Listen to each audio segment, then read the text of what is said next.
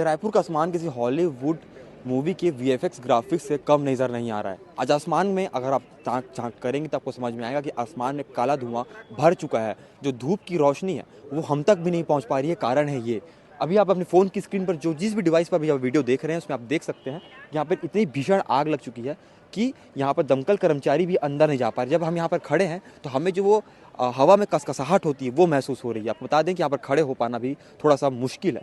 ये जो पूरी घटना है छत्तीसगढ़ के राजधानी रायपुर के उरकुरा के इंडस्ट्रियल एरिया में हुई है।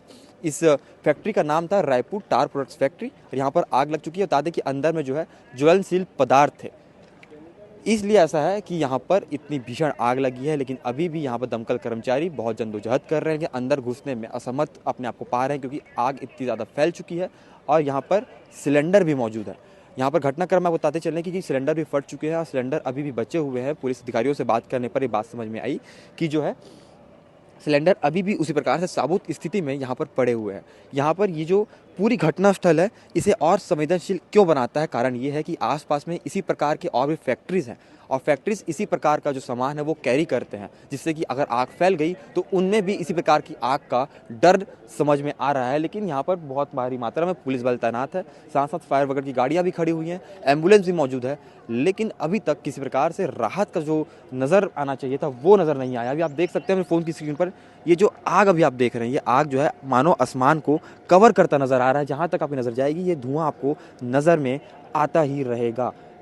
अभी थोड़ा सा और प्रयास करेंगे इस बारे में बताने के लिए कि आग कैसे लगी। इसका घटना के बारे में अभी तक कोई जानकारी नहीं मिली है।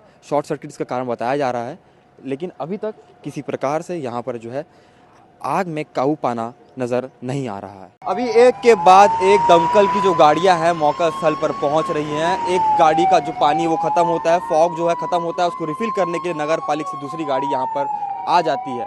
आपको बता दें कि जिस एरिया में हम लोग खड़े हैं ये एरिया संवेदनशील क्यों है।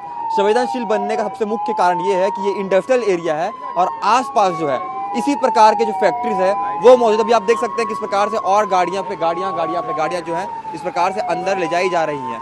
अग्निशमन सेवा भिलाई इस्पात संयंत्र, मतलब कि इसके लिए जो गाड़ियां हैं आसपास के जिले से संभाग से बुलाई जा रही है, दुर्ग से भिलाई से जो गाड़ियां हैं वहां तक की गाड़ियां यहाँ के लिए बुलाई जा रही हैं। अभी तक यहाँ पर सैकड़ों की संख्या में पुलिस बल तैनात है और यहाँ पर अभी आप देख सकते हैं लाइन से जो है दमकल की कर्मचारियों की जो गाड़ियाँ हैं वो खड़ी हो चुकी हैं और ये जो धुआं है, ये जो आग है फिलहाल थमने का नाम नहीं ले रही है।